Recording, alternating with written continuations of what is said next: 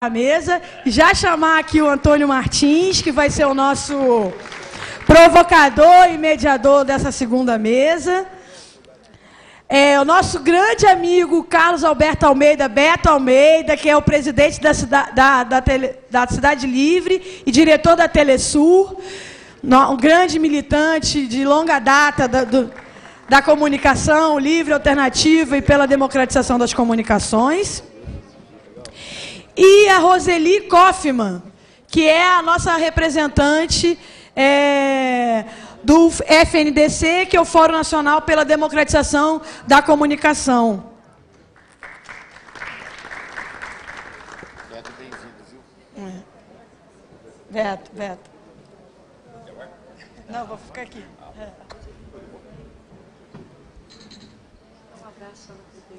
Então, eu passo aqui os trabalhos e o comando para o Antônio, que vai mediar e provocar esse papo.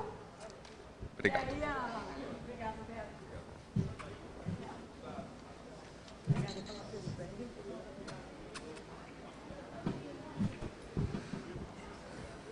Bom dia, pessoal. Eu tenho a impressão que nós estamos realizando esse seminário do Ministério e da Secretaria num momento de certo impasse, o que às vezes é bom, porque significa a possibilidade de alterar uma situação que não vinha sendo favorável. Eu levanto alguns dados para apontar esse impasse, para começar uma provocação positiva aqui para o Beto e para a Roseli. Do ponto de vista das nossas dificuldades, apesar de diversos avanços democratizadores no Brasil nos últimos 10 anos, nós não vivemos um avanço significativo do ponto de vista da democratização das comunicações. Diferente de países, para não citar outros, que têm cultura política talvez diferente da nossa, ao contrário do que acontece, por exemplo, na nossa vizinha, a Argentina, onde tem uma nova lei de meios de comunicação que estabelece muito mais amplo espaço para os meios de comunicação alternativa. Nós temos aqui o ponto que foi levantado pelo pessoal do Portal da Cultura Negra e que foi debatido ontem no seminário, na nossa oficina também, as verbas do Estado brasileiro, não só verbas publicitárias, mas o conjunto dos incentivos brasileiros para a comunicação continuam fortissimamente concentrados nos grandes meios de comunicação. Embora o governo, um terceiro elemento, tenha se comprometido com uma tentativa de retomada da industrialização do país, de superar atrasos dos últimos anos, de enfrentar questões como o controle muito forte do mercado financeiro sobre a economia brasileira, isso não chegou na economia imaterial. Prevalece uma visão dos séculos passados, uma visão de economia, de que desenvolvimento é basicamente industrialização. E uma visão, isso está consolidado, por exemplo, nas dificuldades de avançar o Plano Nacional de Banda Larga, que conta com muito poucos recursos, muito discurso, mas pouco recurso, pouca autonomia, muita ligação com as grandes empresas privadas do setor. Por outro lado, nós temos alguns fatores extremamente positivos. Amanhã é bem provável que o Congresso Nacional, uma comissão especial do Congresso Nacional, aprove um marco civil da internet que é extremamente avançado. É muito provavelmente a legislação mais avançada sobre liberdade e direitos na internet do mundo. Nós temos o relançamento agora de uma campanha como a nova campanha da democratização da comunicação para expressar a liberdade que rearticula movimentos sociais, está na internet e reinicia o debate sobre a necessidade de mudar a legislação brasileira nesse setor. Nós temos a blogosfera, o secretário Mamberti estava dizendo, o controle dos meios de comunicação, a tentativa de espalhar mentiras, Essa última da revista Veja, hoje em dia, antes de vir para cá, estava entrando em um conjunto de blogs e eles desmontando, por exemplo, a suposta entrevista da Veja, e isso sendo difundido amplamente entre diversos setores da sociedade, que antes estavam expostos e submetidos simplesmente à mídia comercial. Aqui no Ministério da Cultura temos um fato que, no meu modo de ver, é muito positivo e simbólico, é o fato de que, depois de amanhã, a ministra Marta Suplicy vai receber um conjunto de organizações, de movimentos da democratização da cultura, uma iniciativa que foi tomada pelo Fora do Eixo, que partiu do Fora do Eixo, mas está envolvendo dezenas de movimentos de todo o país, que pode simbolizar uma possibilidade de reabrir um diálogo, de retomar uma participação mais incisiva dos movimentos pela cultura no diálogo com o Ministério e na construção de políticas. E temos esse próprio seminário, que é uma expressão concreta de construção de políticas. Eu tenho a impressão que, para superar esse impasse, a gente tem que superar também a fase da simples crítica, para ser um fator decisivo, para fazer com que esses pontos positivos pesem mais do que os negativos. A gente precisa começar a construir ideias, por exemplo, sobre como a EBC pode expressar essa diversidade, que o canal está aberto, mas ela expressa muito pouco, por exemplo. Sobre como retomar o debate sobre a lei dos direitos autorais, sobre como retomar o debate sobre a remuneração dos produtores culturais. Então, eu tenho a impressão que o que a gente esperaria muito da Roseli e do Beto, a gente começou uma oficina ontem, começamos um debate geral, houve avanços importantes nos grupos de trabalho, e seria muito importante que a gente contasse também com as inspirações deles sobre como continuar construindo e aprofundar a construção dessas políticas que democratizem, desconcentrem, desoligarquizem a comunicação e a cultura no Brasil. Então, começando aqui com a Roseli. Bom dia, quase boa tarde a todos. É sempre uma honra para o FNDC participar de uma atividade como essa, Comunica a Diversidade, em que o próprio nome diz uma das lutas mais caras ao Fórum Nacional pela Democratização da Comunicação, que é a luta pela regionalidade e a diversidade da produção de conteúdo no Brasil. Nós estamos falando de um amplo mercado e que a onda latino-americana que a gente atravessa nesse momento nos diz de uma coisa que não foi tocada aqui, surpreendentemente. Aliás, Antônio, eu queria te pedir desculpas, que eu não vou conseguir adentrar em todos os pontos super importantes que você falou. Para isso, a gente teria que fazer um seminário específico, mas vou tentar focar. Nós não falamos da Lei de Acesso à Comunicação aqui, por um acaso. Então, queria lembrar que nós estamos atravessando um momento que foi uma grande luta, né, da gente exigir, estou falando do campo da democratização da comunicação, a veiculação de produção independente, regionalizada e diversa. E essa lei passou, são pífios, 3 horas por semana, que vão ser implantadas nos próximos anos, não é agora, mas isso abre um mercado de trabalho extraordinário no Brasil para a produção independente. Então, precisamos de autores, precisamos de produtos culturais, precisamos de distribuir esses produtos culturais, que é o grande gargalo de conteúdo no Brasil. Criativos, nós somos incrivelmente criativos. Qualquer um de nós que vá a qualquer município, que assista um espetáculo de rua, um espetáculo itinerante, com mínimas condições, sabe que a criatividade é nossa.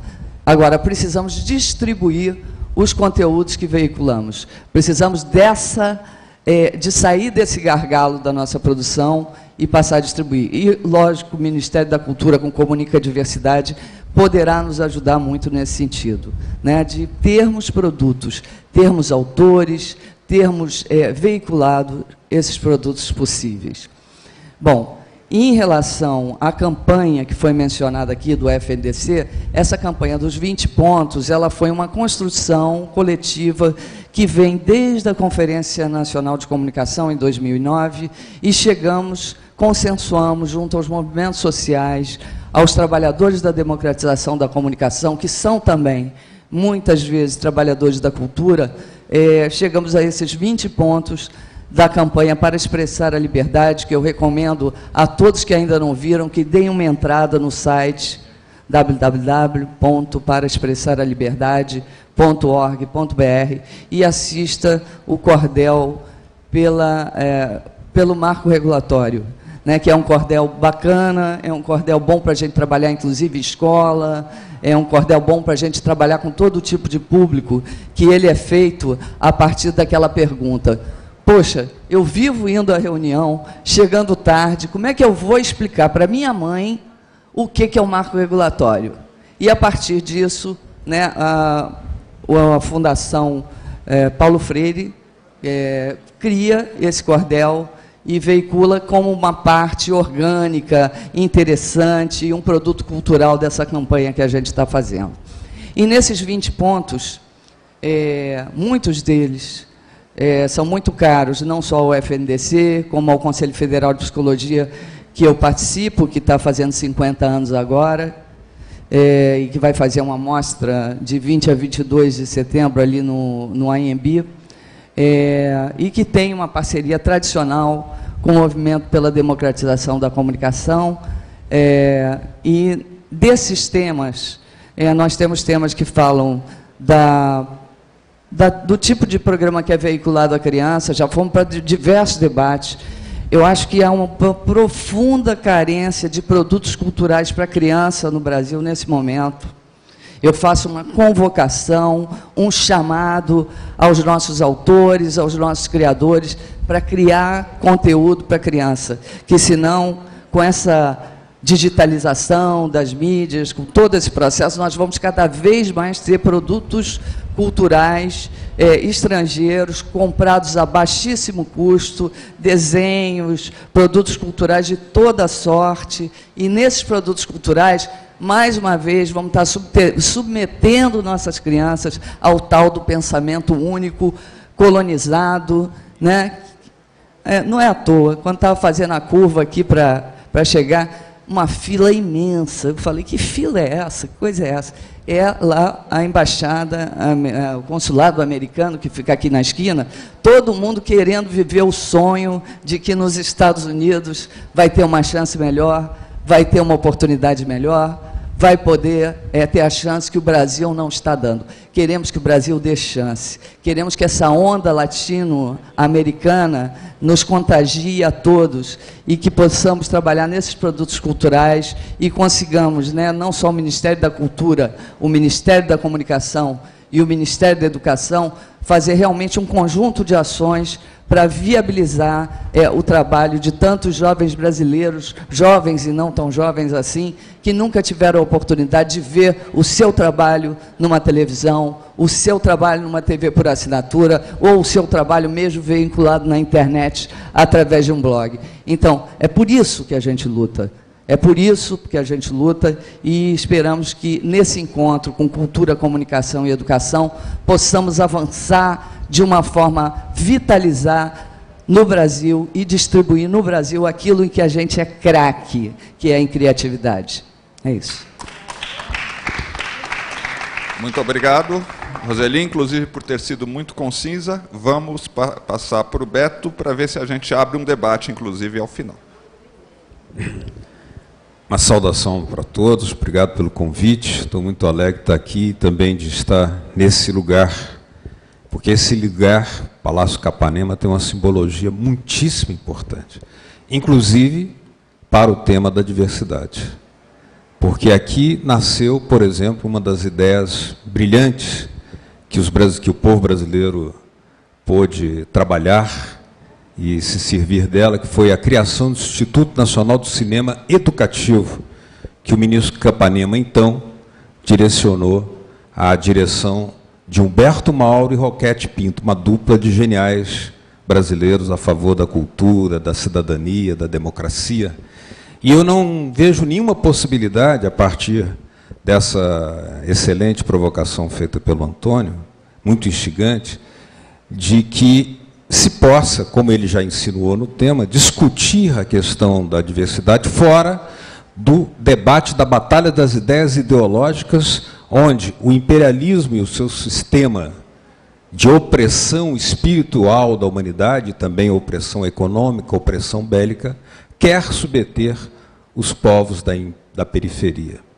De que diversidade nós estamos falando se praticamente 6 grupos no mundo inteiro controlam o sistema o fluxo das informações que circulam mundialmente?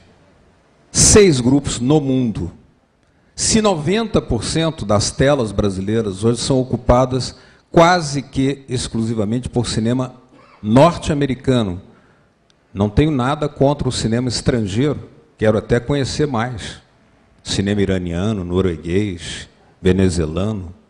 Mas aqui há uma imposição de 90% de conteúdo norte-americano.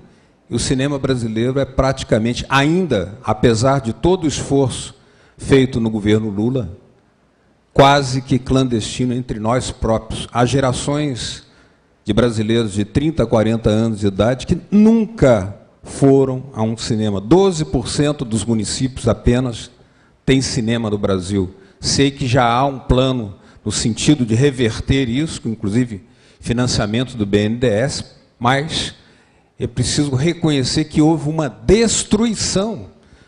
Na privataria não foi apenas o sistema de telecomunicações que foi entregue, os nossos satélites hoje são norte-americanos, e até o sistema de segurança brasileiro, a Berenice já falou isso, passam as informações brasileiras sob o controle de satélites norte-americanos, empresas norte-americanas.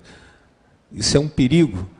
O Antônio me leva a colocar de plano que, fora da questão de uma expansão, estruturação, qualificação do sistema público de comunicação, nós não temos chance de enfrentar os inimigos da diversidade. Não temos. No sistema privado, por sua lógica, a tendência é a concentração cada vez maior, portanto, o calar da multiplicidade de vozes que caracteriza a riqueza multifacética, iluminada, ensolarada do nosso povo brasileiro. Será o calar das vozes. E nós temos visto experiências aqui próximo, e já fizemos algumas no Brasil mesmo, que apontam que só com instrumentos públicos da cultura e da comunicação nós podemos saldar a dívida. Primeiro nós temos que ver, só um governo como o do Lula e o da Dilma reconheceram a dívida que nós temos para com o povo brasileiro em termos de dívida informativo-cultural. E a participação que está aqui já nega aqueles setores conservadores da classe artística que diziam que não há participação. Aqui é a plena parte. Nunca se ouviu tanto o povo brasileiro. Mas eu quero lembrar que quando havia Embrafilme, Mamberti, nós tínhamos 40% do mercado do cinema brasileiro composto e ocupado por produções nacionais. Destruída a Embrafilme, o cinema brasileiro foi na lona. Agora tenta se recuperar, mas falta uma estrutura, porque nós podemos até aumentar a produção, mas se nós não tivermos uma estrutura de enfrentamento ao cartel norte-americano do cinema, nós vamos produzir e só vamos ver cinema nos festivais de vez em quando. Temos experiências aqui do lado que nos mostram que essa tese é verdadeira. Só um sistema público qualificado, fortalecido, de comunicação poderá assegurar a diversidade cultural. Por exemplo, na Argentina, a nova lei de mídias, que o Antônio mencionou, criou um canal nacional aberto só para a cultura e a ciência e a educação, chama-se Canal Enquanto. E um outro canal só para a produção infantil, exclusivamente para a produção infantil, que é um canal de ternura, de delicadeza, de inteligência, que colocam as crianças não como imbecis consumidores, mas como portadores do sonho de construir um novo futuro latino-americano. Aliás, foi aqui nesse palácio também que se promulgou a lei tornando obrigatório o ensino da língua espanhola no Brasil, que depois foi proibida e agora voltou com o governo Lula, novamente, o espanhol. É uma forma de reconhecer a diversidade latino-americana e de construir essa igualdade de ombro a ombro através da integração e da fraternidade latino-americana. E o outro exemplo que eu quero dar é o da Venezuela. O que foi feito na Venezuela? A criação de um sistema público de comunicação que faz o enfrentamento com esse sistema que o Antônio mencionou aqui. Os nossos 3 gargalos são, no Brasil,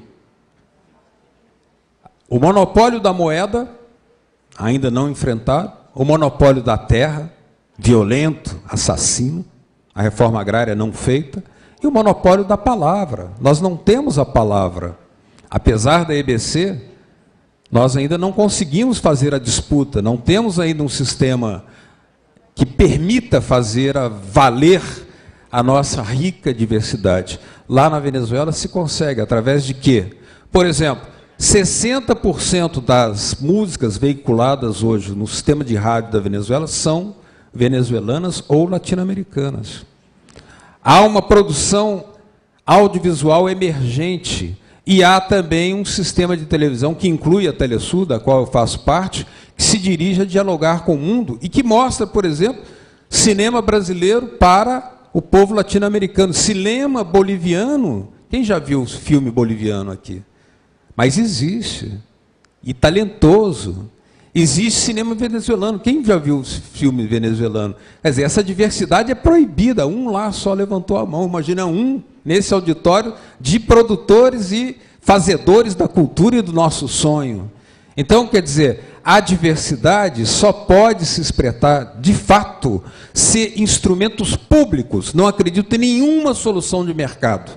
O mercado, ao contrário, ele concentra impiedosamente, ele discrimina, ele rebaixa, ele separa, ele proíbe, ele silencia, ele cria preconceitos, ele faz sofrer, ele ignora a nossa riqueza pujante, seja do carnaval ao boi-bumbá, a todas as outras manifestações, que essas são que nós conhecemos.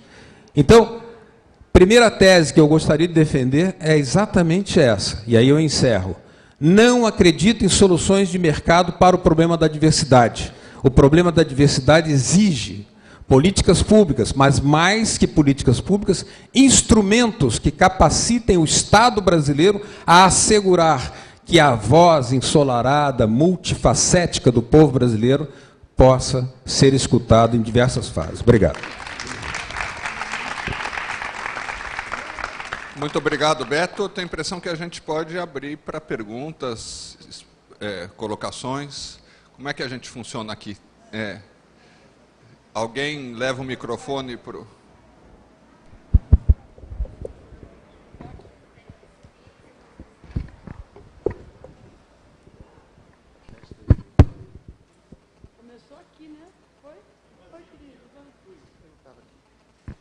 Olá. Então, olá. Na verdade, eu acho que tem tanto consenso nessa sala, né, das falas. A gente já conversou isso tantas vezes, em tantos outros lugares, nas conferências, nos encontros, nos seminários. E a minha fala é mais numa de a gente caminhar, de fazer coisas, né? A Roseli citou o vídeo do Cordel da Regulamentação da Comunicação. Eu trouxe esse vídeo, eu tenho ele aqui no HD, eu tenho ele em vários formatos, eu tenho ele com interpretação de Libras, eu tenho os brutos, para quem quiser pegar ele e fazer outros vídeos. Então, quem quiser depois, troca ideia. Eu tenho o áudio sozinho, para quem quiser cortar, picotar, botar na rádio, tirar da rádio, botar na Telesul, botar na EBC, botar na Rádio MEC. Quem quiser, não vai ser por falta do arquivo. Eu tenho aqui todo tipo de arquivo. Então, quem quiser, fala comigo, a gente faz essa colaboração e coloca. Acho que a campanha para expressar a liberdade, ela precisa ser cada vez mais um elemento aglutinador dessas forças. Né? É preciso que, quando a gente fale, onde quer que a gente fale, a gente se remeta a essa campanha, para a gente poder incorporar não só a gente que milita na comunicação, não só a gente que produz comunicação. Eu sou Ivan Moraes Filho, sou do Centro Cultural Luiz Freire, desculpa, eu não me apresentei. Mas não só a gente que está militando diretamente nessa frente, mas fazer com que a sociedade toda participe. Eu tenho conversado com grupos diversos, grupos que não são de comunicadores, nem são de militantes, e é muito bacana quando você faz uma reflexão dessa, E as pessoas normalmente sentem-se muito incapazes de fazer qualquer coisa, né? A reclamação da mídia comercial, ela existe em qualquer mesa de bar. A percepção de que tem alguma coisa errada, de que meus filhos estão sendo expostos a uma propaganda abusiva, de que a diversidade não é respeitada, isso não é difícil a pessoa perceber. A dificuldade é perceber que pode-se fazer alguma coisa. E aí pode-se fazer alguma coisa, né? Seja assinando um documento, participando de uma audiência pública, se juntando à campanha para expressar a liberdade. E aí é importante a gente usar esses instrumentos cada vez mais, para que cada vez mais pessoas percebam não só que tudo está errado. Porque que a coisa está errada, o pessoal já percebe. Mas para que a gente perceba que pode fazer alguma coisa. Então era esse o recado que eu queria dar. Estou com o vídeo aqui, já conversei com o Thiago Scarne, mais tarde a gente vai colocar aqui no telão, para quem ainda não viu poder ver, já está no YouTube, já está no Vimeo, né? Enfim, é uma produção livre, que quem quiser pegar as partes brutas para fazer outros vídeos a partir dele, sinta-se muito à vontade, está tudo aqui comigo. Valeu.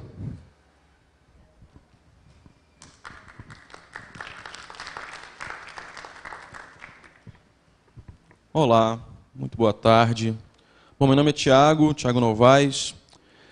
Queria agradecer as apresentações, sobretudo porque elas me trazem, talvez, a oportunidade de apresentar, de tentar propor aqui uma coisa que eu sinto na plenária, né, de, como se falou, a gente está num momento, todo momento histórico é único, né, mas a gente vive um momento muito rico no sentido tecnológico, que é a tal da digitalização, né? E essa digitalização tem trazido diferentes projetos, né, trazido tanto do exterior quanto emergido da nossa sociedade, diferentes perspectivas. E é em cima dessas diferenças que eu queria fazer algumas provocações, comentários, perguntas. Bom, ouvindo a fala do Beto, né, e ouvindo antes até a IBC, etc., me parece, né, eu tenho uma sensação que às vezes fica uma coisa, há um certo viés de valorização de uma certa qualidade ou de uma certa ideia de conteúdos, que os conteúdos edificantes do nosso país, quer dizer, nunca conseguimos, então, enfrentar o grande monopólio da comunicação, porque nossos conteúdos nunca tiveram a altura, por um lado, né, nem nunca tiveram o mesmo alcance. Isso é uma visão muito disseminada numa esquerda brasileira. O mantra da democratização já soa faz 50 anos, pelo menos, né? Então, pensando em digitalização, minha colocação é no seguinte sentido.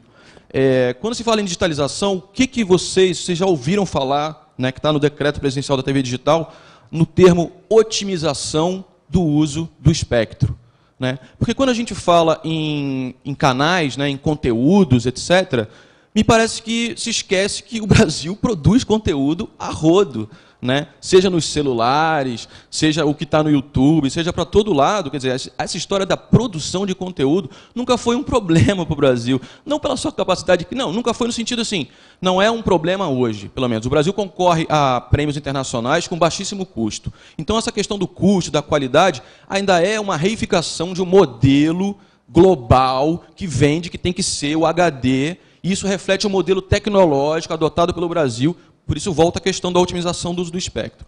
Falo isso porque isso se trata, de fato, de uma alternativa. Porque a gente está aqui, não é só o mantra da democratização que vai resolver nossos problemas. A gente precisa de alternativas, propostas. Dentro da ideia de propostas, de uma ideia também paradigmática, uma ideia de como que a gente faz essa democratização, né, gostaria de defender, talvez, que a geração de conteúdo, né, alternativo, quer dizer, mais canais, significa mais qualidade. Se essa ideia, vocês compartilham dessa ideia de que a diversidade brasileira nunca será mostrada ou representada num único canal, seja ele público, seja ele privado, etc. Quanto mais gente tendo acesso aos meios de produção, com espaço no éter para fazer isso, que é a tal da otimização do espectro, mais chance de a gente atender a diversidade brasileira nós teremos. Ou seja, isso quer dizer também valorização dessa qualidade que está lá, e não uma ideia de tutela, que ainda me parece presente em certos movimentos, certas visões, de que precisa se centralizar, precisa ter um filtro, algum lugar, então, livre das pressões, etc., vai ser o lugar que vai promover a tal da edificação da cultura brasileira. Então, assim, acho muito importante que a gente debata isso, e a minha pergunta objetiva foi a respeito da otimização do uso do espectro, que foi o caso da TV digital, né? Quando se fala, então, por quê? Só para dar um diagnóstico muito preciso, por que não há multiprogramação na TV? Por que as emissoras comerciais não transmitem mais de um programa, como é, de fato, a possibilidade do digital? O aumento da oferta de conteúdo não é benéfico para a sociedade brasileira? Quem tem um pouquinho de dinheiro a mais não vai e compra um canal a cabo para ter um monte de canal para assistir filme? Ou seja, quanto mais conteúdo não é melhor para a gente? Por que as TVs não fazem? Por quê? Porque elas estão atreladas a um modelo de negócio do século passado, enfim, que pressupõe horários comerciais, pressupõe pagamento, inclusive do dinheiro público, que vai do erário público para fazer propaganda na Globo, etc. Então, assim, que modelo, então, nós estamos trabalhando, né? Eu estou defendendo aqui que talvez seja a hora da gente realmente parar com a ideia de tutela e jogar para a sociedade a sua produção e perder um pouco essa noção de que precisa controlar esses conteúdos. Mas fica aí a provocação, o questionamento. E uma outra pontuação rapidinha a respeito do rádio digital. Vocês vêm do campo da comunicação, eu fiquei um pouco assustado com a fala da Berenice, enfim, que absolutamente desconhece qualquer coisa, inclusive a lei de rádio comunitária. Mas queria saber de vocês, se vocês têm alguma perspectiva, alguma notícia, algum conhecimento a respeito, né, do rádio digital, que está na iminência de acontecer, e não é a sociedade civil, necessariamente, que tem que chegar, bater na porta dos ministérios e falar que isso é uma questão importante. Acho que o Ministério está devendo aí algum tipo de posicionamento, os movimentos da comunicação também. Acho que já passou da hora, o Brasil está na iminência de escolher, e esse debate público não acontece. Quem mais? Vamos fazer mais duas para depois ouvir as respostas aqui. Você fica em pé? Olá, bom dia a todas e todos. Sou Gésio, sou do Intervozes. Só vim um pouco comentar um pouco do debate que a gente fez ontem nas oficinas e da necessidade que já foi colocada aqui da gente pensar a criação do canal da cultura, né? Eu acho que o canal da cultura foi instituído via um decreto, né? O decreto da TV digital, e até agora não foi garantido, nem viabilizado, nem discutido publicamente o que será esse canal. Então, nosso grupo, a gente até estava tentando costurar uma proposta de realizar de pensar o Ministério realizar um grande evento de interlocução com a sociedade civil, para saber o que a gente quer desse canal da cultura, o que tem que ter nesse canal da cultura, como vai ser o modelo de gestão, o que pode se apropriar dentro do canal da cultura. Lembrando que na TV digital um canal pode se dobrar em 3, 4, 5 programações, né? Então, o canal da cultura deve cumprir que papel? Dentro do sistema público de comunicação, dentro do processo de democratização da comunicação no país. Né? Então, assim, a gente acha que tem que se iniciar um processo de discussão pública, realizar um evento, realizar uma consulta pública de uma normatização do que será esse canal, pensar formas de gestão e participação da sociedade civil nesse canal, para que não aconteça como outros canais públicos, comunitários no país, que são apropriados por indivíduos e entes, e não há nenhum processo democrático de participação e gestão da sociedade civil. Né? A gente tem as televisões estaduais hoje, que são dominadas de fato pelos governos estaduais, e não tem, poucas têm algum instrumento de participação da sociedade civil. Né? A gente tem a EBC, que hoje tem um mecanismo diferenciado de participação, que é o Conselho Curador, mas as outras emissoras pecam muito por isso, então elas ficam sim refém dos governos estaduais, enfim. Então acho que o canal da cultura pode dar um passo a mais, pode ser pensado, e no processo de digitalização, por que não ter uma rádio da cultura em todo o país? Né? Se a digitalização permitir, e eu acho que deve permitir, uma ampliação de canais de atores dentro do dial do rádio, porque não pensar um sistema tanto de rádio, internet, televisão, alguma coisa convergente, que a gente pode ser iniciado daqui para frente, e eu acho que é fundamental. Então, além do canal da cultura, tem um canal da educação também, que eu acho que a sociedade tem que discutir o que é do canal da educação. Infelizmente, o Ministério da Comunicação sentou em cima do que seria a regulação do canal da cidadania. Né? Ele fez apenas uma consulta pública, não discutiu com os diversos atores o que seria esse canal da cidadania anteriormente. Né? Então, ele fez uma consulta pública, as entidades contribuíram e até agora não saiu, né, a regulamentação desse canal.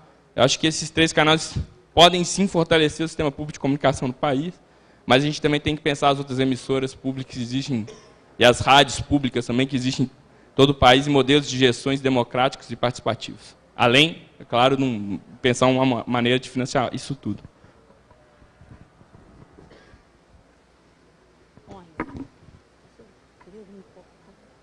Você falar ali na frente. Ah, está escuro aqui? Porque está escuro, não está saindo para o internet.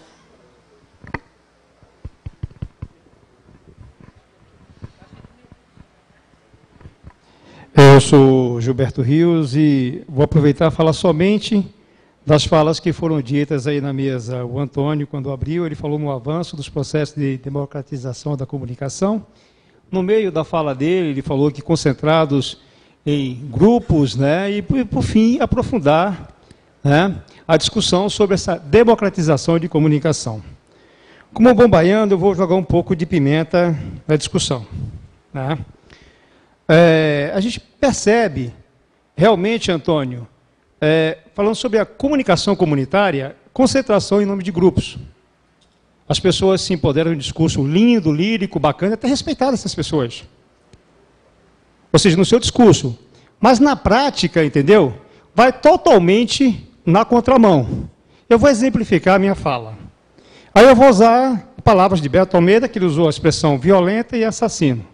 Expressão dele, que ele usou, né? Ele usou o calar das vozes também. E aí a gente percebe que o artigo 5º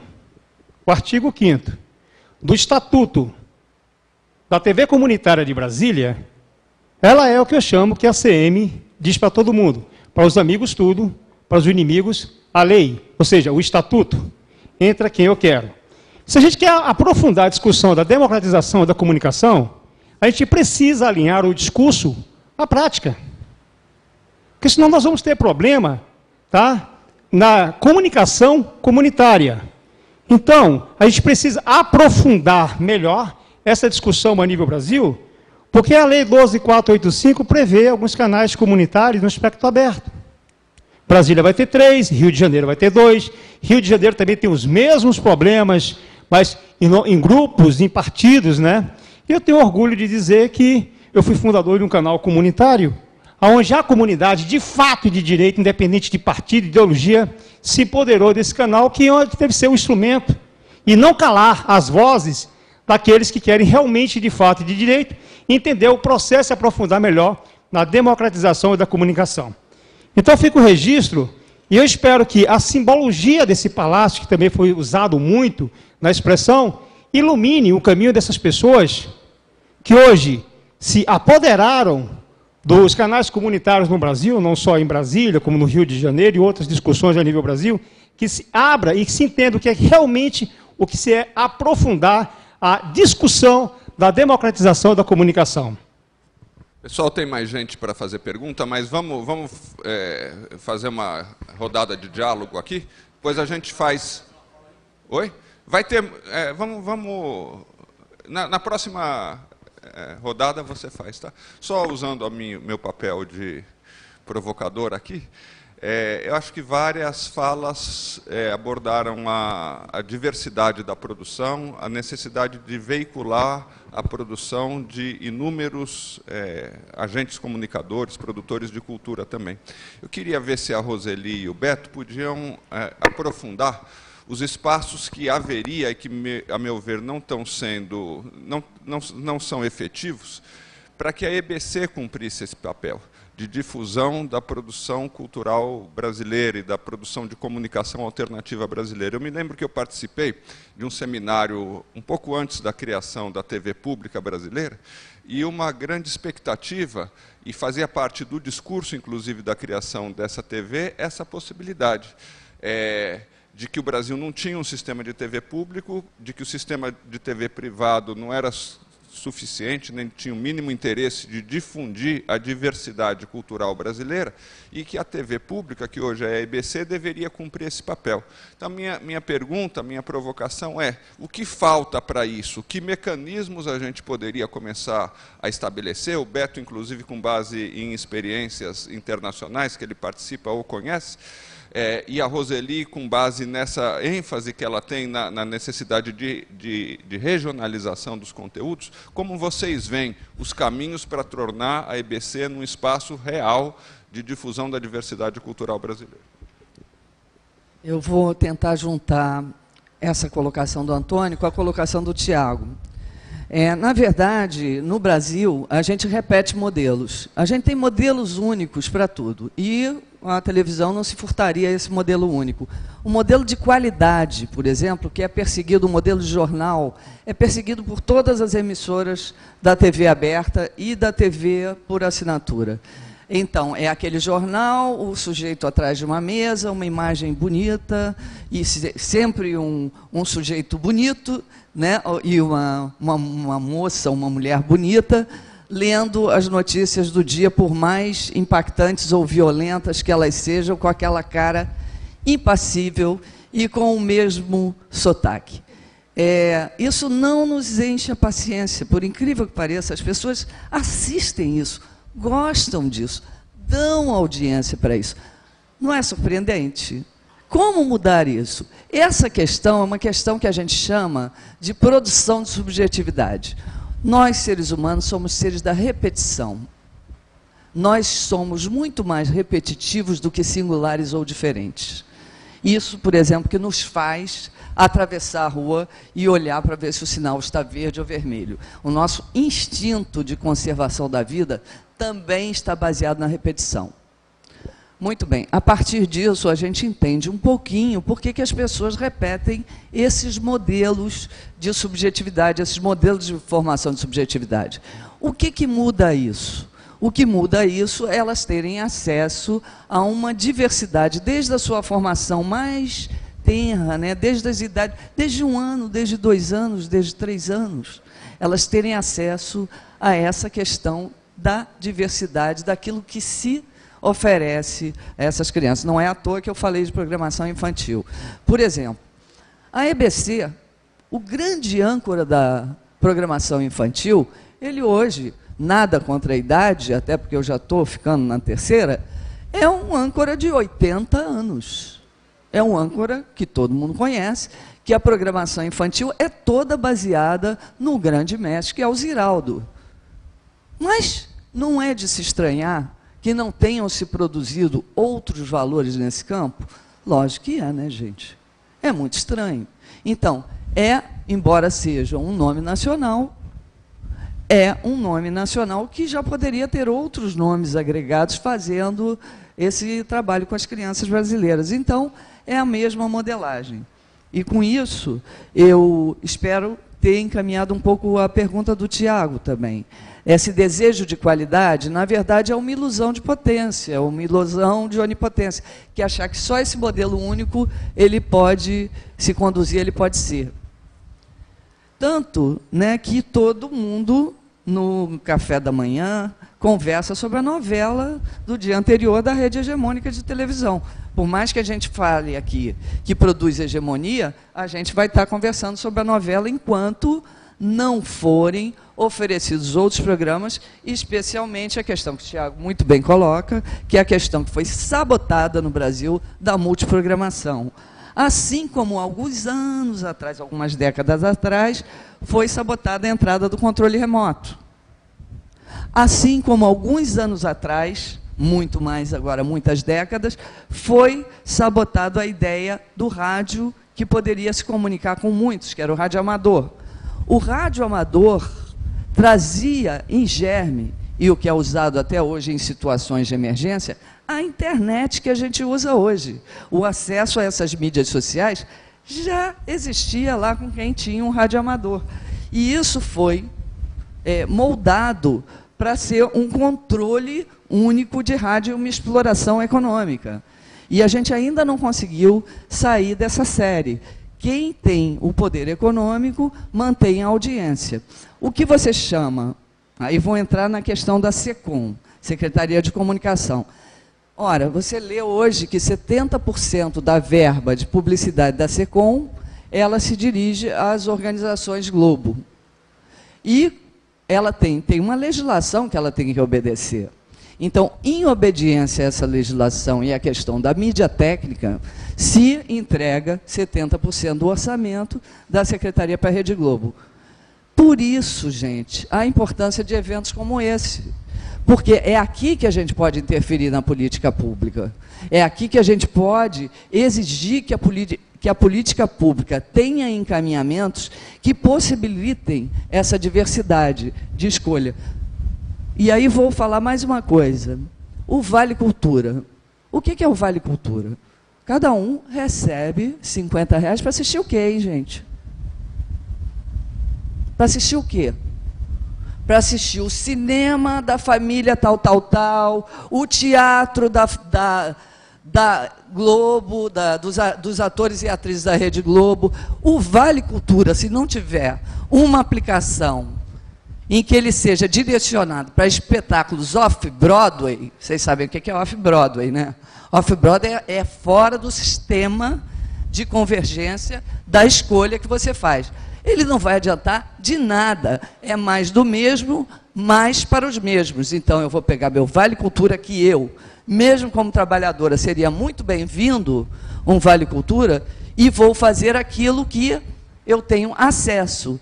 Só que a maioria da população brasileira vai assistir as mesmas coisas, os mesmos espetáculos. Então, é função do Ministério da Cultura, da luta pela democratização da comunicação, garantir que hajam mais oportunidades de verem coisas diferentes, de verem coisas diversas. E isso tem que ser feito desde criança.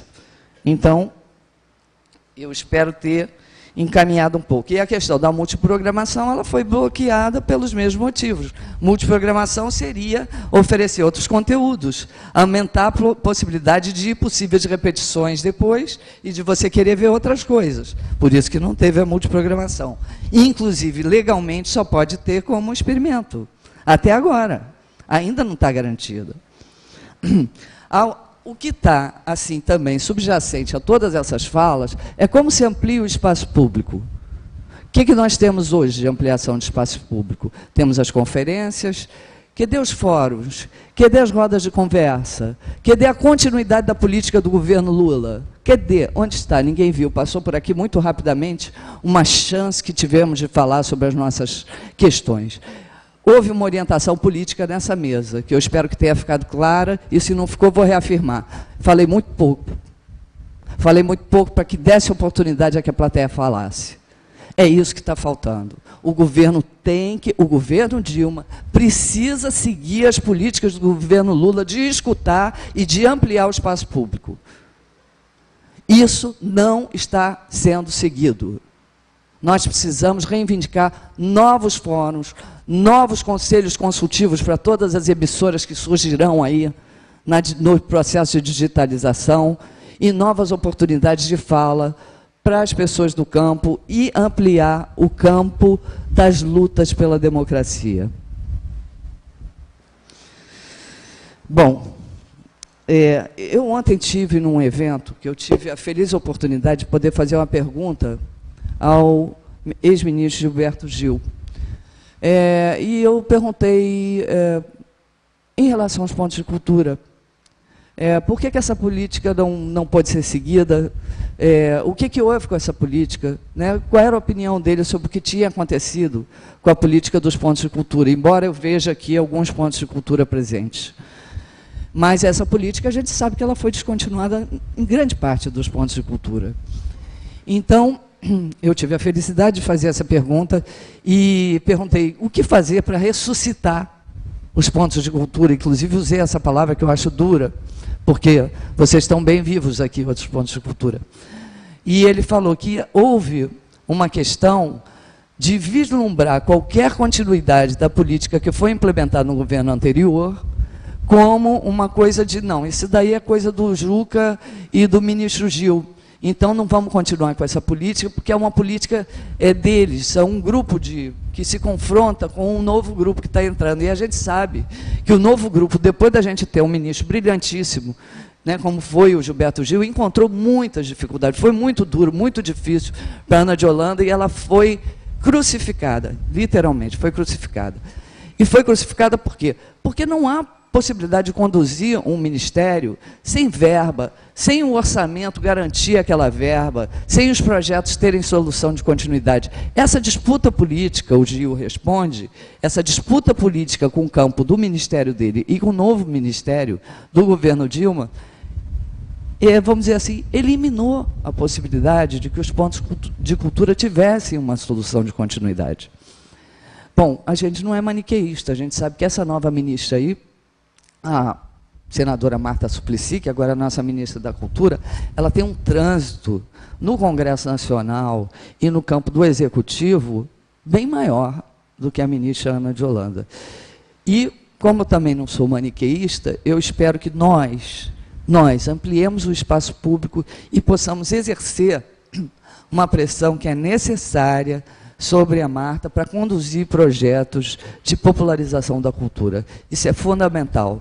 Eu espero que a Comunica Diversidade faça esse papel, mas espero que isso se amplie e tenha a repercussão que tiveram os pontos de cultura no governo passado. Porque sem isso, o Brasil não avançará. Então, deixa eu ver se eu consegui. Não, do Gilberto. Ó, Gilberto, eu acho que o que você fala é a mesma colocação da ampliação do espaço público.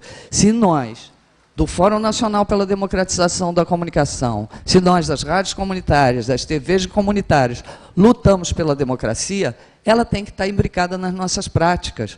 Não há como não estar. Não há como não estar, senão a gente luta por uma coisa e faz outra aqui. Aí há uma incoerência. Há uma incoerência. Não estou me referindo, em particular, à TV comunitária do Distrito Federal, nem a nenhuma rádio especial, mas eu acho que, se queremos a democracia, a nossa prática deve ser democrática. Esse é um compromisso mínimo. Obrigado, Roseli. Beto. Eu vou aproveitar a fala do companheiro de Pernambuco, que falava sobre o consenso, Pernambuco, né? Para falar dos problemas e para colocar mais essa problematização. Nem tudo é consenso aqui. Por exemplo, a SECOM, na semana passada, acabou de baixar uma norma, um novo critério de distribuição das verbas publicitárias, que é um retrocesso em relação ao critério aplicado no governo Lula, que pulverizava e ampliava a distribuição. Por exemplo, antes do governo Lula, eram 192 localidades que alcançavam as verbas publicitárias. Só veículos de 192 municípios. 192, isso antes do governo Lula. No governo Lula, isso foi alterado e passou-se a alcançar 3.602 municípios. Uma elevação exponencial tremenda, democratizadora. E, melhor, 80% dos veículos que passaram a receber verbas publicitárias no governo Lula, eles eram de médio e pequeno porte, enquanto que o menor tacão das verbas começou a diminuir para os veículos de grande porte, como a Roseli aqui dizia. Hoje nós temos uma distribuição que ainda é injusta, mas ela retrocedeu a partir da semana passada para ficar mais grave. Como é que ela está agora? 160 milhões de reais que foram distribuídos nesse período do governo Dilma, 110 foram exatamente para as grandes corporações. E desses 110, pouco mais da metade foi exclusivamente para a Rede Globo. Agora, o que se limita é que aqueles 80% de veículos de pequeno e médio porte, inclusive rádios e TVs comunitárias, que eventualmente poderiam receber aí uma mídia de R$2.000, R$3.000, que é absolutamente indigente e raquítico, estão suspensas da lista de receber esses recursos. E pior ainda, há uma argumentação da Casa Civil dizendo que é inconstitucional distribuir verbas publicitárias para veículos comunitários, para TVs e rádios comunitárias. Isso gerou uma demanda no STF. Vai ser julgado lá, porque nós consideramos que é uma discriminação não distribuir para todos os veículos. Por quê? Por que a TV comunitária só poderia vir a ser sustentada? Aí cadê a sustentabilidade desse projeto de diversidade cultural? Se pudermos apenas fazer como via de sustentação cobertura de batizado, aniversário, casamento, festa. É um antiprofissionalismo total, quando nós somos uma economia solidária. E como parte de uma economia solidária com um potencial tremendo para a geração de renda, tremendo de geração de renda, que deveria ser multiplicada, como está sendo, por exemplo, na Venezuela, onde as TVs comunitárias podem usar satélite, aqui é proibido, nós não podemos fazer cadeia, por exemplo, ou na Argentina, que tem fundo público para a comunicação comunitária, aqui a Casa Civil considera inconstitucional, né, que seja distribuída verba publicitária para a TV comunitária. Esse retrocesso é da semana passada, e é uma ruptura com as políticas definidas no setor pelo governo Lula. Nós precisamos corrigir isso imediatamente, se quisermos falar em diversidade, porque não há diversidade sem sustentação diversa para o conjunto dos veículos de comunicação, nos seus vários modelos, que participam do fazer comunicativo. O companheiro lá, Tiago Novaes, é verdade que a otimização do uso do espectro é absolutamente necessário. Cada nova tecnologia pode trazer uma promessa de democratização. Mas isso é só uma promessa, porque ela pode trazer também maior concentração. Se você não superar o problema originário, e o problema originário não é se nós queremos usar ou não, otimizar ou não o uso do espectro, é como é que se define a participação que está contida lá na Constituição, no artigo 224, complementariedade entre os sistemas público, estatal e privado, onde há uma ditadura do privado sobre os demais. O estatal é quase nulo, o público ainda não está plenamente definido no Brasil. Essa é uma tarefa que o povo brasileiro tem que construir, mas só pode construir isso se houver vontade do governo de fazer, porque isso não depende de ninguém. Não depende de ninguém, depende do governo distribuir as concessões usando o critério que já está na Constituição. O critério que já está na Constituição é o mesmo critério que baseia a nova lei de médios na Argentina, pela qual, né, lá haverá uma divisão do espectro em 33% para cada setor, público, estatal e privado. Até a CGT Argentina terá canal de televisão em breve. Até a CGT Argentina. Isso está nas mãos de quem? Está nas mãos do governo e do Congresso. É claro que nós não temos uma maioria no Congresso, pelo contrário, há uma submissão da bancada da Globo e dos que têm medo da Globo e dos outros que querem ser da bancada da Globo, em fazer a democratização da comunicação. Mas esse processo existe, essa possibilidade é real e não precisa mudar a Constituição para essa que é a diferença. É só distribuir. Eu vou dar a cada 5 novas concessões, eu vou dar 3 ou 4 para o setor público e estatal e apenas uma para o setor privado, que já tem quase 90%. É promover o equilíbrio. Está na Constituição. Isso significa apenas cumprir a Constituição. Agora, é verdade que você traz um outro problema. Quanto mais canais, em tese, podemos alcançar maior qualidade. Claro, os países que mais avançaram no seu cinema, eles tinham uma produção intensiva, porque a produção intensiva solidifica a indústria e promove uma emulação interior que gera um desenvolvimento de qualidade. Mas o nosso problema aqui não é que nós não tenhamos qualidade, pelo contrário, nós temos qualidade, o que não temos é a democratização da infraestrutura e do poder político de distribuição para que a produção, que é riquíssima no povo brasileiro, se estabeleça. Nós tínhamos 40%, quando existia a Embrafil, 40% do mercado era só cinema brasileiro. Podia ser mal ou ruim, mas qualquer país tem cinema bom ou ruim. O que não pode é não ter cinema, porque você não tem identidade cultural. Aí você nega a sua ideia de nação. Isso chegou a acontecer aqui no governo Collor. Mas eu acho que essa é uma demanda que nós temos. Reconstruir um instrumento do tipo a Embrafilme, para os novos tempos. Porque você pode até produzir mais cinema, mas eles não vão encontrar canal de exibição. Não tem canal de exibição. A ditadura se dá em várias pontas. Isso é controlado por Hollywood, aqui dentro do país.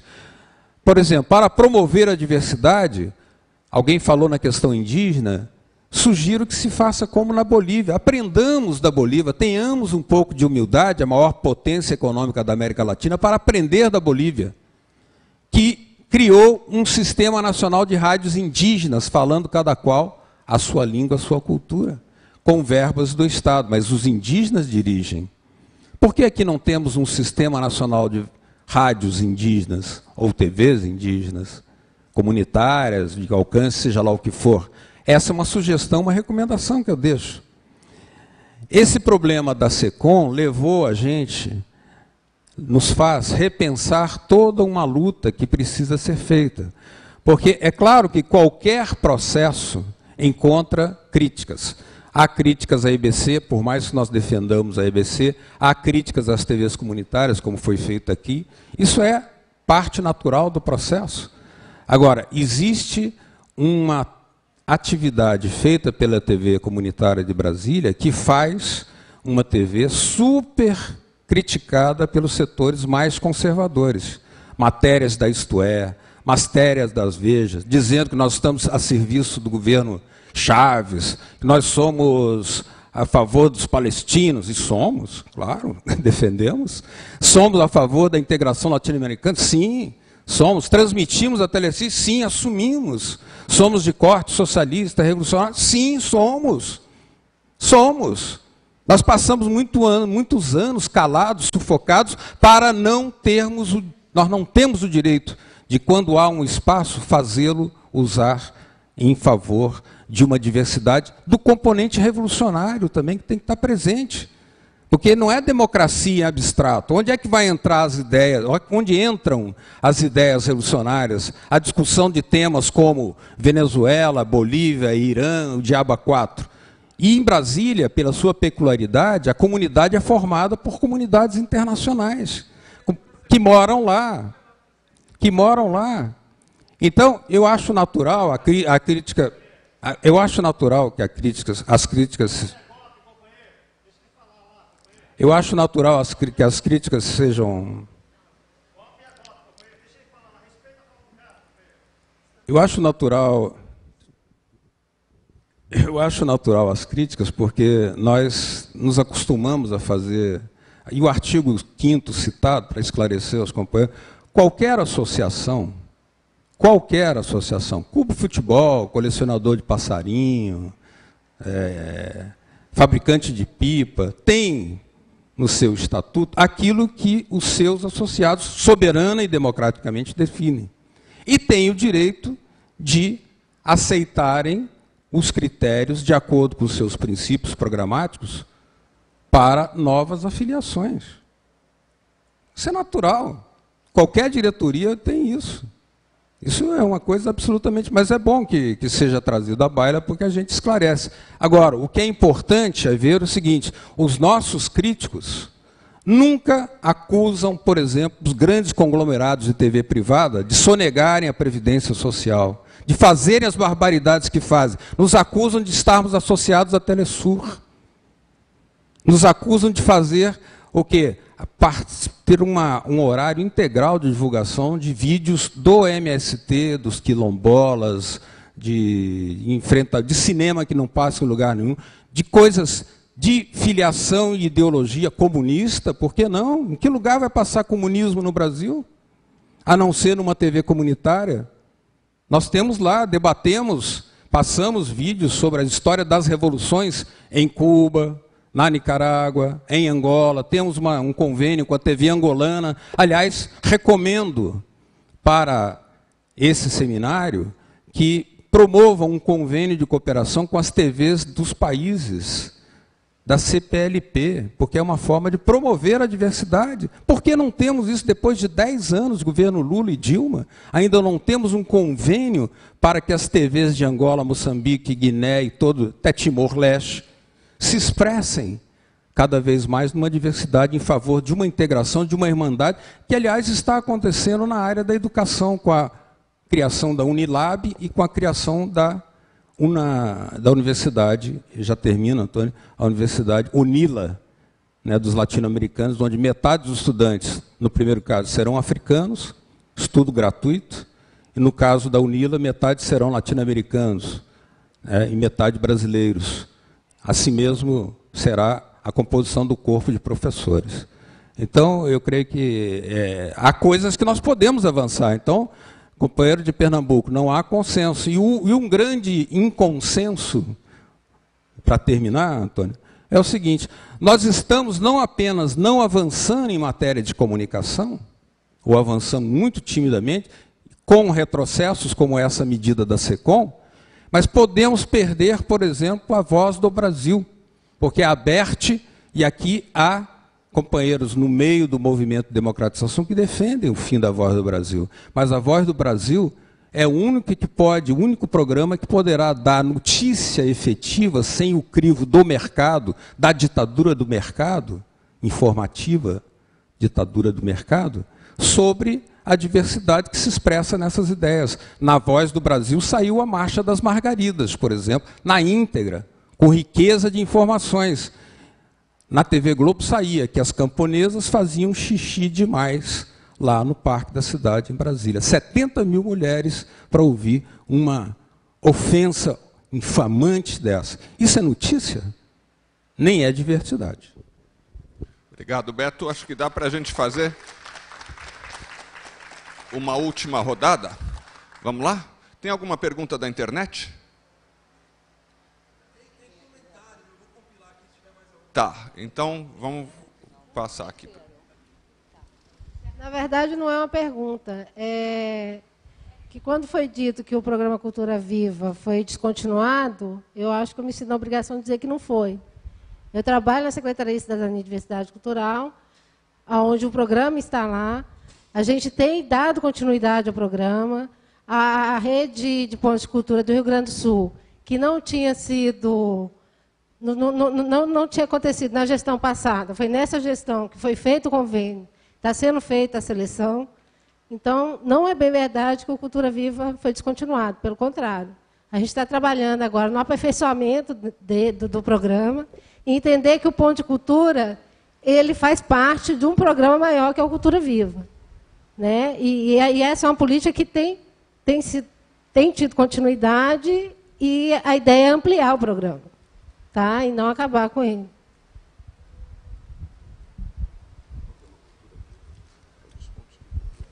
Bom, boa tarde a todos. Assim, primeiro falar que o filme que eu vi da Venezuela foi um documentário, enquanto a mídia hegemônica mostrava que um certo golpe na Venezuela, e esse documentário mostrava justamente o contrário, mostrava que um grupo queria causar uma desestabilização no governo do Chávez e a população foi às ruas para defender o governo Chávez. Então, esse foi o documentário na TV comunitária que eu assisti esse documentário. E um lamento que eu queria fazer aqui, que eu estava assistindo ontem brasilianas.org, e o Nassif, que faz uma discussão muito legal sobre as políticas públicas, e ele fala que o programa vai passar para 8 horas da noite, que é uma pena para todos nós que chega tarde em casa e a gente vai acabar perdendo essa discussão. Mas a questão que eu queria trazer é o seguinte, a única crítica que eu vejo na mídia aberta em relação à eleição do Conselho de Comunicação Social do Vinícius Lima. O Vinícius Lima ele faz uma crítica muito legal, ele critica o Conselho, mas ao mesmo tempo ele fala que é importante que a gente tenha um Conselho, que a gente faça pressão no Conselho. Isso, para o movimento de saúde mental, é muito importante quando a gente discute a visão que a mídia passa sobre os usuários do crack, sobre a Cracolândia, sobre invadir a Cracolândia para tirar as pessoas de lá. Então, essa questão da mídia, para a gente, é muito importante. Eu não ouvi em nenhum momento a fala sobre o Conselho de Comunicação Social. Eu queria saber como é que vocês estão vendo essa composição do Conselho de Comunicação Social e como é que a gente pode intervir na sua formação, na sua discussão.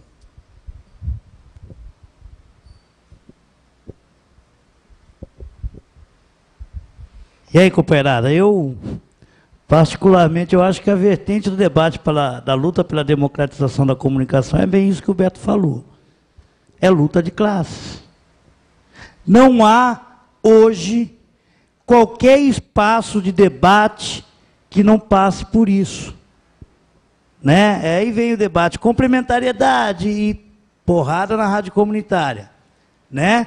Aí vem, não, precisamos digitalizar e porrada na rádio comunitária.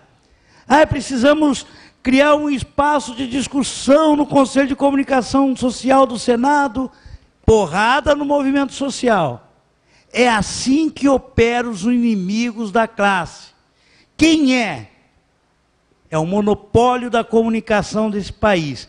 Beto, quando você fala que a gente precisa de terra, de comunicação e de moeda, está claro, está na mão de quem? O setor monopolista da comunicação hoje superou a UDR em matéria de conservadorismo. E para onde a gente vai fazer o debate? É fazer seminários, fazer debate é importante, mas se nós não formos na rua fazer esse debate, nós vamos perder. Está claro.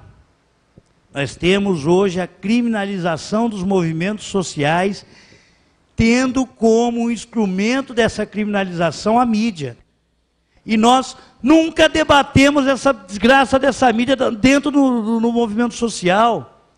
É engraçado, a gente tem redes de rádio comunitária em São Paulo, e o movimento de sindical, popular, vai fazer suas manifestações, não discutem com a rádio comunitária a veiculação disso, preferem chamar a Rede Globo, mesmo sabendo que a Rede Globo vai falar que o pessoal acabou com o trânsito, né, que o movimento é anarquia, que o movimento é, se fosse anarquista seria ótimo, que o movimento é baderneiro, né?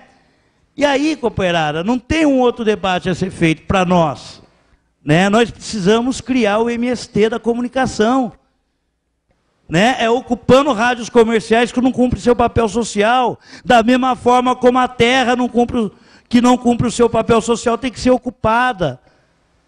Sabe, está na hora da gente transpor esse muro do debate da comunicação que separa os meios dos especialistas. É necessário ir para a rua. E aí, companheirada, quero fazer um desafio aqui a todos os movimentos culturais que produzem conteúdo e que vê o entrave da comunicação nesse debate. É preciso criar um movimento que una a rádio comunitária, produtores de conteúdo, software livre, mídia livre, né, para fazer a disputa com o governo. Porque hoje, infelizmente, companheirado, o meu repúdio está aqui colocado, a gente fazer um debate sobre rádio digital, cultura, comunicação, e o Ministério das Comunicações não está aqui. Foi convidado e não vieram. Tem medo de democracia. Esse ministério hoje, a ABEST hoje é uma escola de formação de ministros. Está aí o Hélio Costa, né? Está aí os ministros de FHC, e agora a gente vê um ministro que se diz de um partido democrático seguindo o mesmo caminho, que baixou um novo decreto, uma nova portaria de rádio comunitária, que não debateu com a gente, que é do movimento social, que treinou 500 agentes da Anatel nos últimos 6 meses, que agora quer discutir o iBook digital, passando um rolo no movimento. Companheirada, vão para a luta de classe. A comunicação, para mim, segue esse caminho a partir de hoje. Alguém mais? Vamos deixar a internet para o final. Tem mais alguém aqui? Eu confesso que a fala do amigo ali me emociona, porque brasileiro não quer revolução. Brasileiro só quer ser feliz. É por isso que você pega um bumbo, um pandeiro, um violão, e vai todo mundo atrás para sambar, entendeu? O pessoal quer festa, folia, alegria, brincadeira. Por isso que o carnaval é a cara do brasileiro, mas não está na pauta. A revolução da alegria é perigosa. Então, vamos fingir que não existe carnaval. Carnaval fica na mão do monopólio da máfia e da Globo, né, dos bicheiros e dos banqueiros, né, e abafa o caso. Aí, quando... Não, vamos lá, revolução, companheiros! Vamos mudar a realidade. Ninguém quer. Ih, tô fora, quero morrer não, amigo. Entendeu? Olha aqui esse auditório vazio, comunicação. Convidou quem? Quem são os convidados para o debate? Ninguém nem sabe que está acontecendo o debate. Audiência pública da banda larga na Alerj, só tinha eu de público. E quase não me deixaram entrar. Então, que realidade é essa? Porque fazer uma revolução partidária é trocar 6 por meia dúzia. Porque as pessoas querem o lugar do outro para fazer igual ou pior que o outro. O que falta é essa consciência de amor, de espiritualidade, de coerência com o universo, com a missão de cada um nesse plano. O que falta é o sagrado da arte, da vida, a harmonia, a poesia, essa beleza que todos nós buscamos e procuramos. Grandes passos estão sendo dados, mesmo que lentamente. Estamos seguindo o fluxo da evolução dessa consciência maior, dessa diversidade, desse coletivo, que é um só. Né? Diversidade, a diferença, porque somos todos iguais. Então, só sonhando muito, cantando muito, crendo numa força maior, num porquê maior, nos deuses da poesia, para que isso mude. Mas vai mudar lentamente, mas vai. O que nós precisamos é nos apoiar e continuar caminhando juntos, mesmo que vagarosamente. E aí a minha pergunta é o seguinte, está aqui, ó. O que pretende alterar na situação atual? Isso aqui foi editado em julho, né, agora. Então, é fresquinho. Aí diz assim, atualmente não existe um programa específico do Ministério da Cultura de estímulo à comunicação da cultura voltado para o público desta meta, né? A meta de comunicação para a cultura, para o público cada vez mais diversificado, e não especialistas em cultura e profissionais de cultura, mas os fazedores de cultura que ouvem o chamado da sua alma e vão lá e se expressam, e isso vira cultura, a expressão de um povo, né? E aí continua dizendo assim, que promova essa circulação de vozes e incentive a manifestação e expressão da pluralidade cultural brasileira. Aí continua.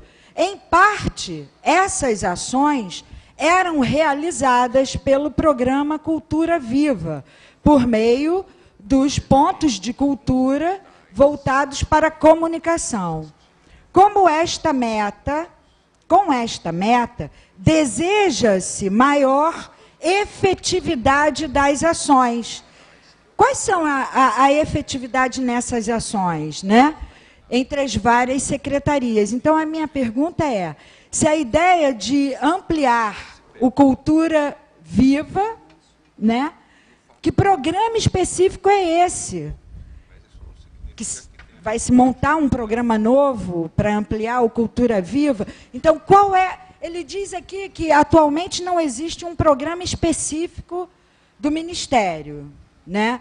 E que essas ações eram realizadas pelo Cultura Viva, então não são mais realizadas.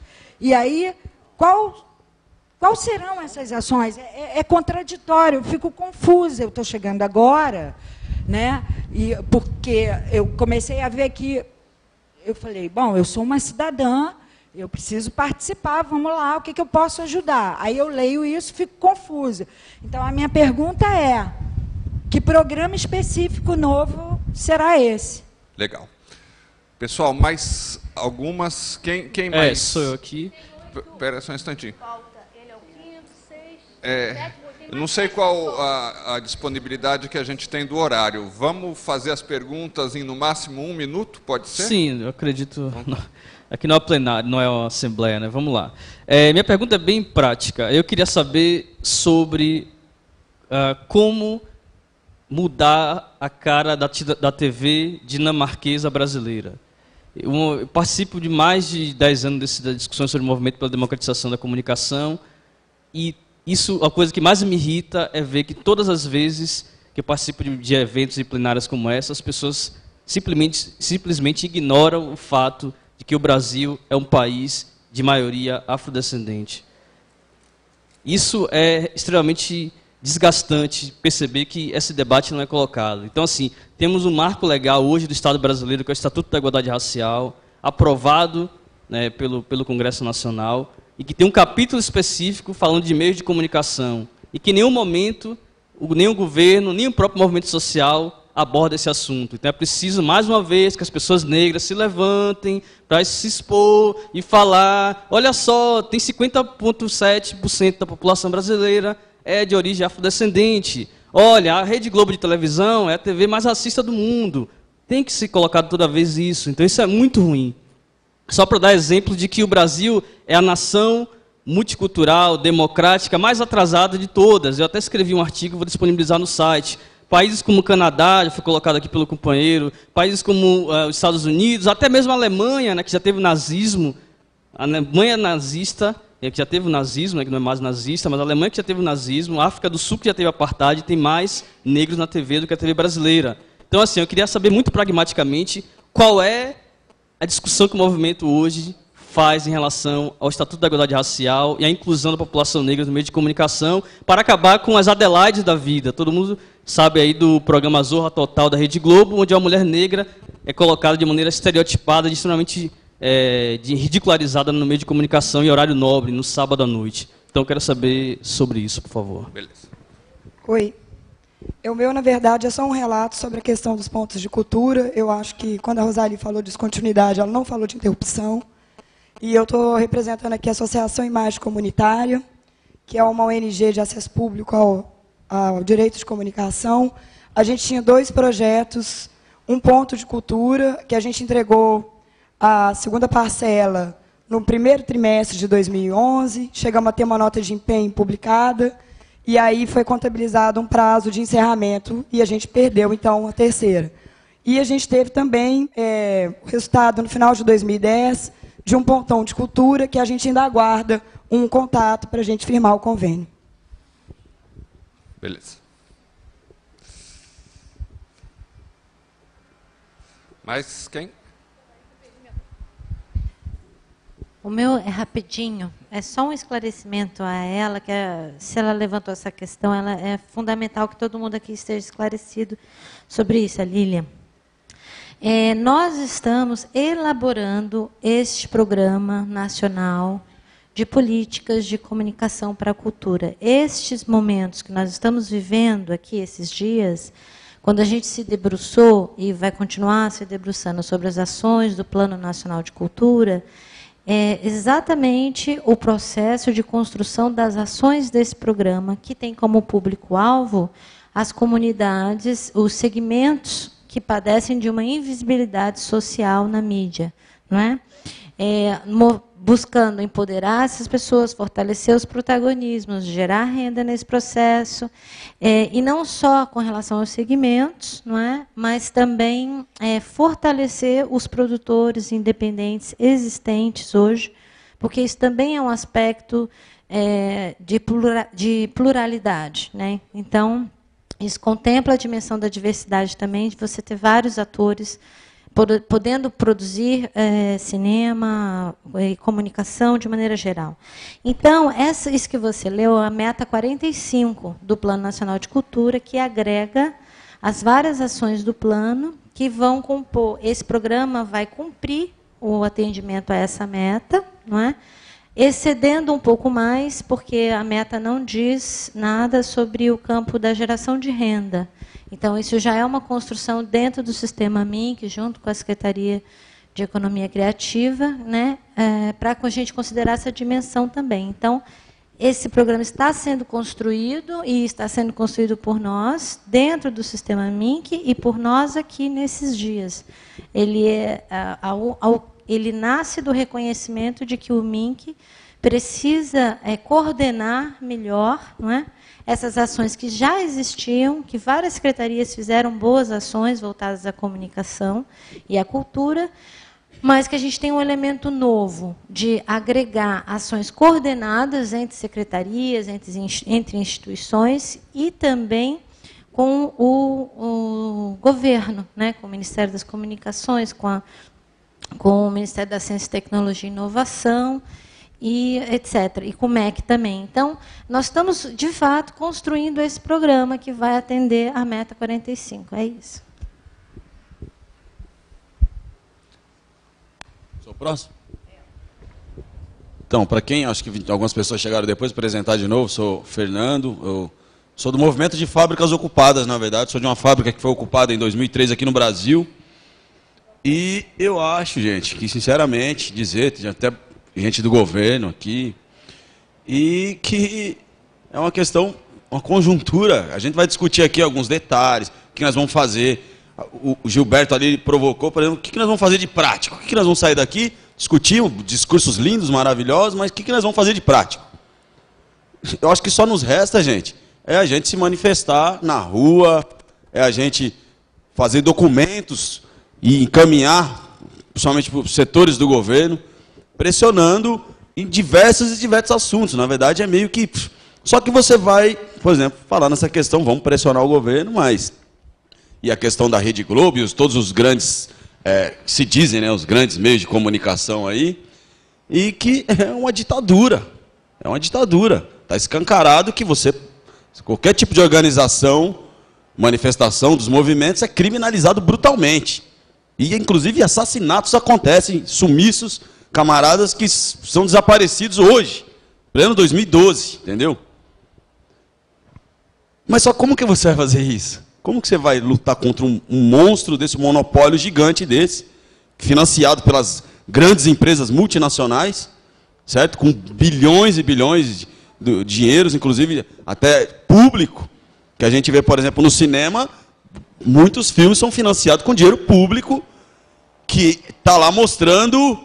financiando um filme que mostra a polícia matando e que é para o povo gostar disso, entendeu? Como que nós vamos bater de frente com um negócio desse? Eu acho que é meio que unânime aqui, que todo mundo concorda que isso daí é uma merda, entendeu? Tá ruim. Ah, vamos sair daqui, debatemos bem, vamos sair daqui, beleza. E tudo isso vai continuar. O que nós podemos fazer de concreto? Moções de apoio, vamos para a Câmara, vamos para o Senado propor novas leis, entendeu?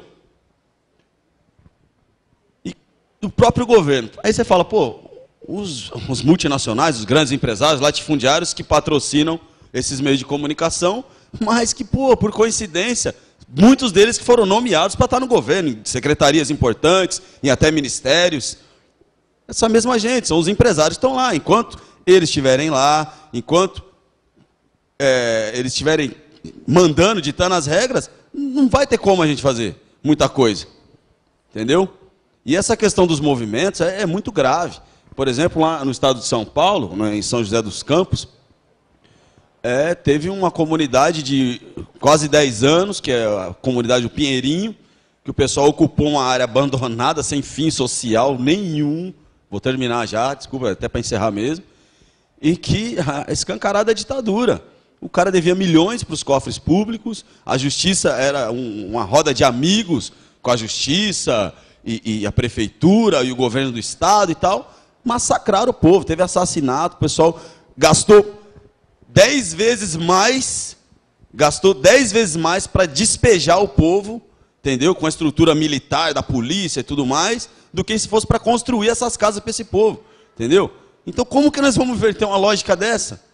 Entendeu? Como que nós vamos construir comunicação alternativa, democratização? Fica difícil. Só tem um jeito que a gente realmente um regime todo, é uma conjuntura geral, entendeu? Então, não estou querendo jogar aqui para baixo, puta, não temos nada a fazer. Nós temos, o pessoal, a camarada aqui colocou, que o povo não quer muito.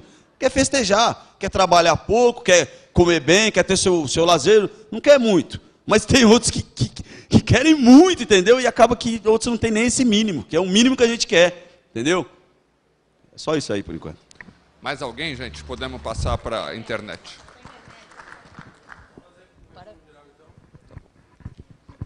Acho que aqui é rapidinho, é só um resumo. Então, teve uma pergunta, que era um comentário, sobre a utilização, a Roseli tinha falado do Vale Cultura. Então, da possibilidade de inserir a coisa do Vale Cultura em benefício das comunidades locais. Então, de repente, uma maneira de possibilitar que o Vale Cultura seja, o valor dele seja fomentado para a localidade, etc. Se quiser comentar. E a outra coisa que circulou aqui era a questão das leis e da dualidade entre o que elas garantem e o que realmente é efetivado.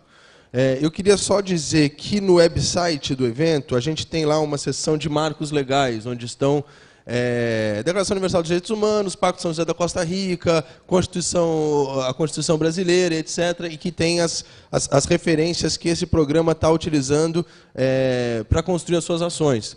Mas surgiu a pergunta aqui também dessa coisa, ter a garantia, mas a liberdade não está efetivada, a democracia não está efetivada. Então também isso foi um debate que surgiu aqui, certo? E o GR está aí? Não, a proposta do GR de criar o MSC foi bom, o Movimento Sem Canal, tá bom? Foi um negócio aqui. Não, agora não, deixa a rapaziada falar, depois a gente fala. Mas é que teve apoio à sua proposta de criar o Movimento Sem Canal. Pessoal... Da internet. Vamos terminar aqui com a Roseli falando antes dessa vez. Lembrando que às 14h30 tem a segunda mesa com a deputada Erundina, José Márcio de Barros e o Altamiro Borges coordenando. Bom, eu sou de uma geração que foi criada com o programa de Doris Day, Papai Sabe Tudo, e coisas assim, desse tipo. Mudou muito. Admitamos. Mudou muito. Nos últimos 15 anos, esse país mudou muito, extraordinariamente. Inclusive no conteúdo que a gente tem.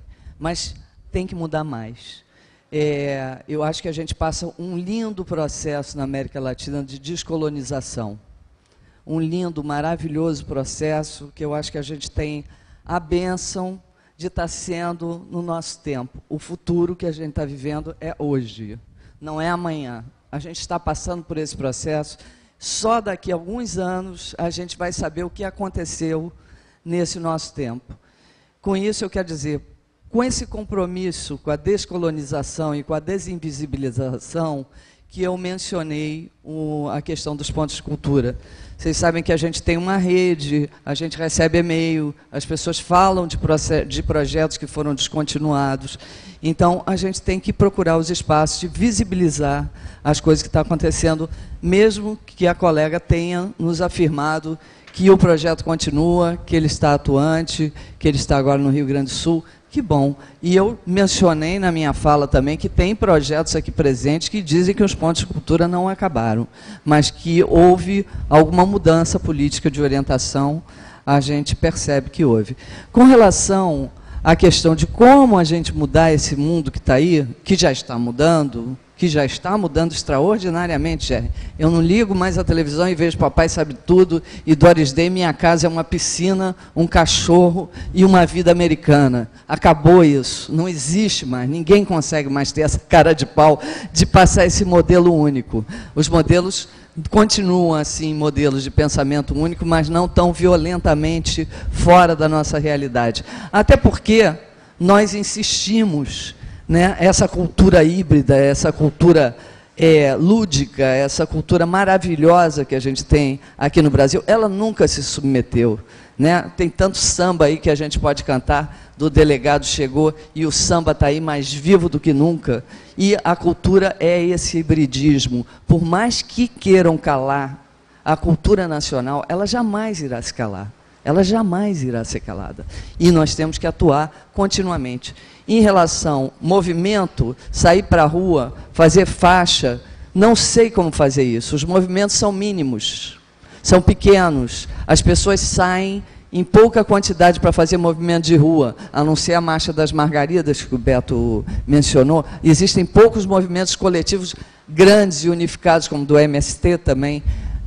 Eu acho que a gente tem que apostar nas novas formas de diálogo, nas novas formas de construir movimentos virtuais, movimentos carnavalescos, movimentos engraçados, movimentos que mexam com o poder instituído de uma forma alegre, por que não? E, principalmente, a revolução, ela não precisa ser macro, porque os controles hoje eles são micros, são multiplicados. É na nossa vida íntima que os controles atuam quando a gente liga a televisão, quando a gente não tem acesso a determinadas informações. É nesses controles que existem hoje que a gente tem que atuar para fazer a reversão. Ou seja, a revolução é molecular. A revolução é no espaço imediato. A revolução é na minha relação de fricção com o Antônio, na minha relação de fricção com o Beto, com o Gilberto, com todos os companheiros que estão aqui presentes. É a minha relação de afeto com essas pessoas que vai mudar as nossas vidas e que pode mudar o mundo. Obrigado.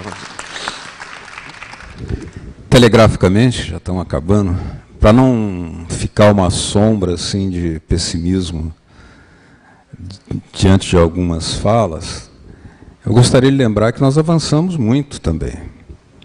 E quantos carnavais, milhares, talvez milhões de brasileiros perderam, não puderam brincar, para fazer chegar o dia que está acontecendo, inclusive para levar o Lula ao governo, para construir o PT, para construir a CUT, para construir os movimentos sociais, para fortalecer os movimentos culturais. Às vezes nós tivemos que perder certas situações lúdicas na vida, mas dá para combinar, o próprio carnaval pode ser veículo disso. E eu termino dizendo que avançamos no sentido de podermos estar aqui, com o governo nos convidando para que nós apresentemos propostas. Então, concentradamente, já que o governo abriu esse espaço democrático, aqui vão as propostas sobre o tema relação, comunicação e diversidade, que é o que nós estamos aqui hoje debatendo, né? Eu sintetizo em umas poucas. Resumidamente, salvar a voz do Brasil e criar no próprio programa do Voz do Brasil uma possibilidade que seja 5 minutos diários para que não apenas os poderes constituídos façam, mas também criando o direito de antena para que o povo também fale. Na TV Cidade Livre tem um programa chamado Direito de Antena. Qualquer um que quiser aqui mandar para lá o seu recado, nós veicularemos, desde que não defenda o nazismo ou o racismo. Nós temos possibilidades concretas de fazer coisas, por exemplo, revisar o critério da SECOM sobre distribuição de verbas publicitárias para favorecer a comunicação que promove a diversidade. Isso é prático. Não estamos fazendo discurso, é prático. Está ao alcance de uma caneta de uma ministra que tem o poder constituído, tem a prerrogativa de fazer essa mudança e tem um amparo constitucional. E tem um amparo de 63 milhões de votos da presidente Dilma, né? Então, quer dizer, isso é possível, é preciso ter coragem. Se o livro da Dilma é O que a Vida Quer é Coragem, é preciso colocar isso claramente. Ela já demonstrou de sobra que teve e tem coragem. Mas então, eis aí uma outra palavra. Terceira proposta, criar um sistema nacional de edições populares, porque, por exemplo, o que existe na Venezuela editou Machado de Assis com uma tiragem de 300 mil exemplares, foram distribuídos gratuitamente. Machado nunca teve uma edição de 300 mil exemplares no Brasil. Nunca. Guimarães Rosa teve edições em Cuba de 350 mil exemplares. Nunca aconteceu no Brasil. A taxa de edição no Brasil, padrão, é de 3 mil exemplares. Somos raquíticos em leituras. Temos essa dívida. Aliás, o ministro Gil reconhecia a dívida enormemente que nós temos. E, por último, eu diria que é preciso fazer aquilo que também está no artigo 224, ou seja, começar de fato a fazer uma redistribuição das concessões no sentido de promover a diversidade, ou seja, aplicar a própria Constituição. Porque para isso não é preciso mudar governo, mudar a Constituição, não, é aplicar a Constituição. Isso aí é uma medida prática. Se vocês olharem Qualquer livraria hoje, 90%, 80% dos livros que estão lá são norte-americanos, de autoajuda, em geral. Nós estamos sendo invadidos no nosso imaginário. E o povo brasileiro tem que ter direito de ler o que o próprio povo brasileiro construiu com a sua belíssima literatura. Aliás, termina com uma frase do Ariano Suassuna. Ele disse assim: um povo que construiu uma obra como Lavoura Arcaica não deve nada à literatura de ninguém. Não queremos ser melhores, queremos apenas não ser esmagados. Mas para isso tem que ter política pública. Muito obrigado, Beto. Obrigado, Roseli. Com certeza as falas de vocês vão ser muito inspiradoras para a nossa oficina de manhã. Bom almoço para todos e até 2h30 aqui.